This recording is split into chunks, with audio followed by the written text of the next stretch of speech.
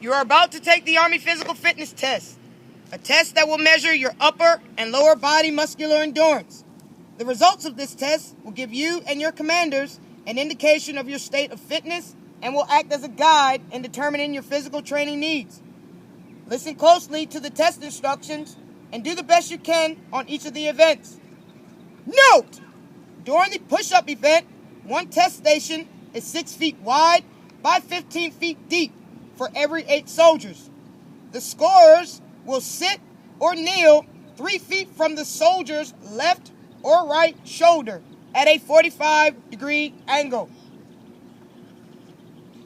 The push-up event measures the endurance of the chest, shoulder, and tricep muscles.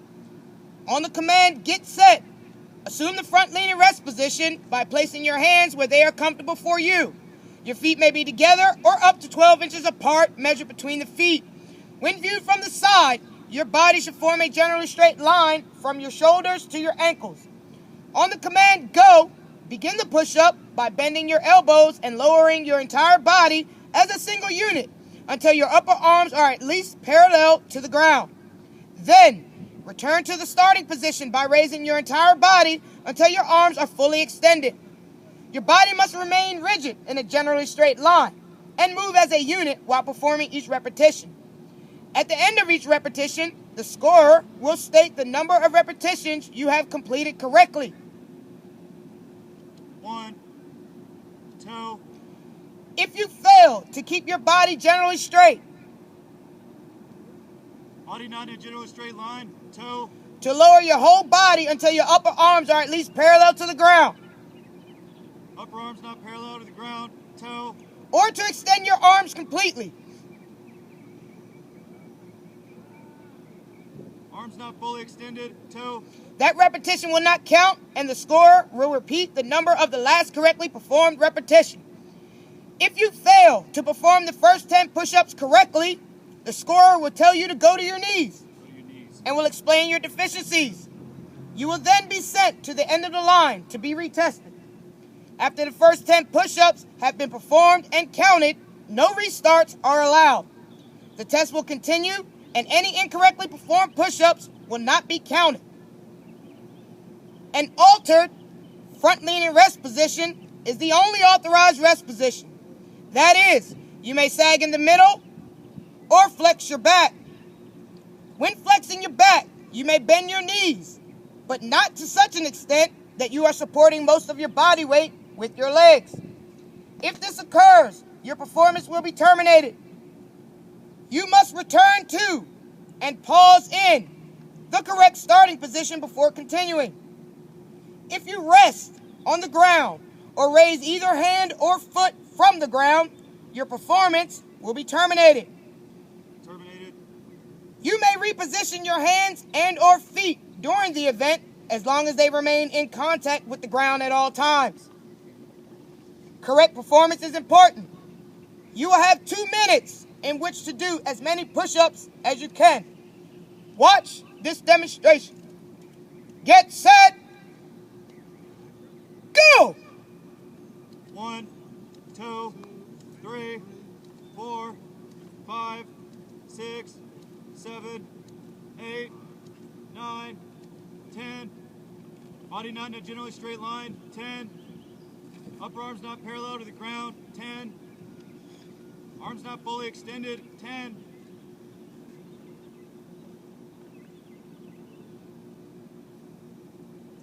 Terminated.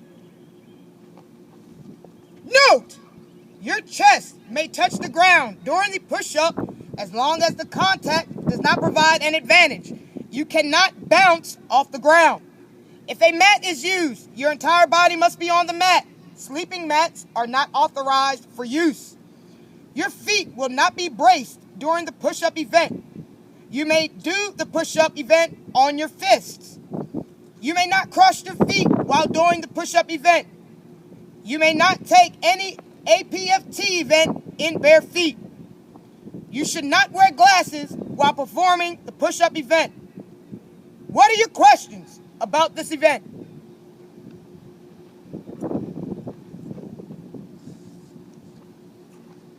The sit-up. Note, During the sit-up event, one test station is 6 feet wide by 15 feet deep. The scorer kneels or sits 3 feet from the soldier's left or right hip. The scorer's head should be even with the soldier's shoulder when he is in the vertical or up position. The sit-up event measures the endurance of the abdominal and hip flexor muscles. On the command get set, assume the starting position by lying on your back with your knees bent at a 90-degree angle. Your feet may be together or up to 12 inches apart, measured between the feet. Another person will hold your ankles with the hands only. No other method of bracing or holding the feet is authorized. The heel is the only part of your foot that must stay in contact with the ground. Your fingers must be interlocked behind your head, and the backs of your hands must touch the ground.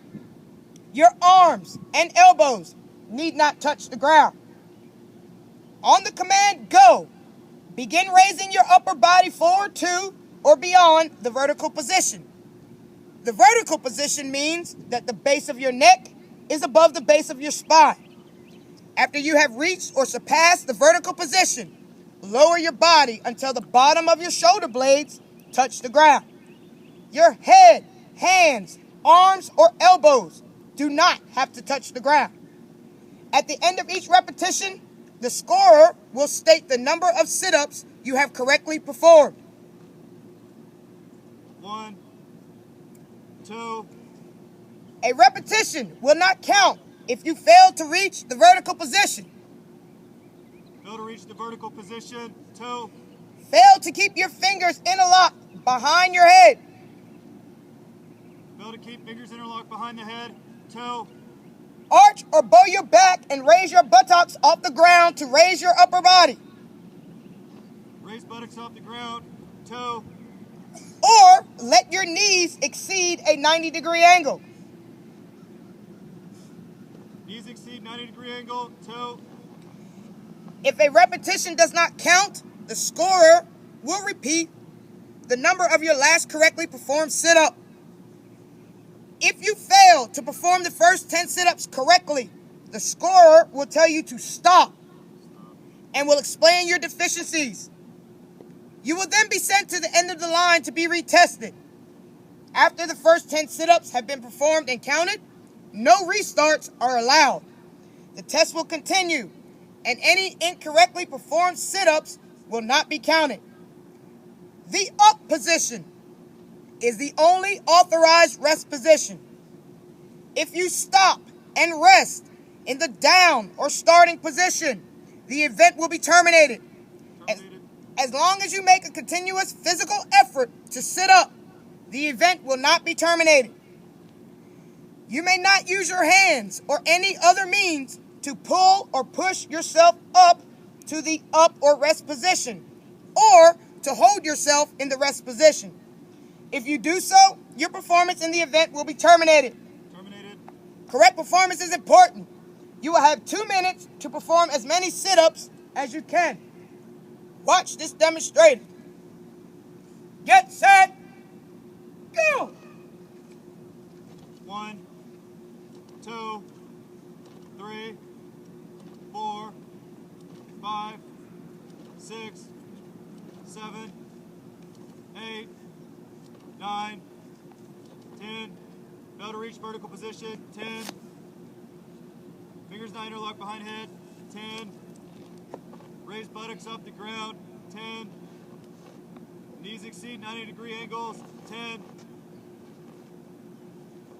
Terminated. Note! If a mat is used, your entire body must be on the mat. Sleeping mats are not authorized for use. You may not swing your arms or use your hands to pull yourself up or push off the ground to obtain the up position. If this occurs, your performance in the event will be terminated. You may wiggle to obtain the up position, but while in the up position, you may not use your elbows or any part of the arms to lock onto or brace against the legs. Your elbows can go either inside or outside the knees, but may not be used to hold yourself in the up position. If this occurs, your performance in the event will be terminated. During your performance of the sit-up, your fingers must be interlocked behind your head. As long as any of your fingers are overlapping to any degree, they are considered to be interlocked. If they do not remain interlocked, the repetition will not count, and the scorer will repeat the number of the last correct repetition performed. Both heels must stay in contact with the ground. If either foot breaks contact with the ground during a repetition, the repetition will not count, and the scorer will repeat the number of the last correct repetition performed. What are your questions about this event?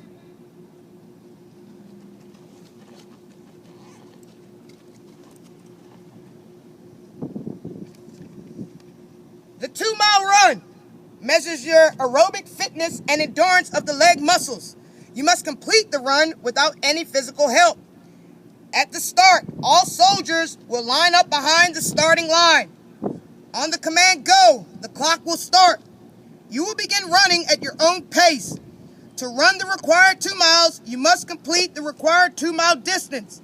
That distance will be described. You are being tested on your ability to complete the 2-mile course in the shortest time possible.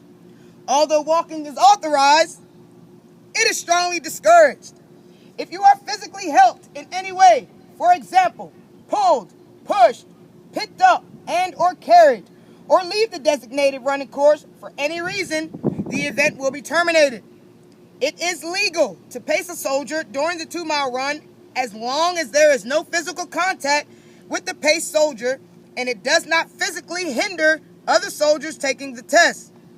The practice of running ahead of, alongside of, or behind the tested soldier while serving as a pacer is permitted. Cheering or calling out the elapsed time is also permitted. The number on your chest is for identification. You must make sure it is visible at all times. Turn in your number when you finish the run and go to the area designated for recovery. Do not stay near the scorers or the finish line, as this may interfere with testing. What are your questions about this event?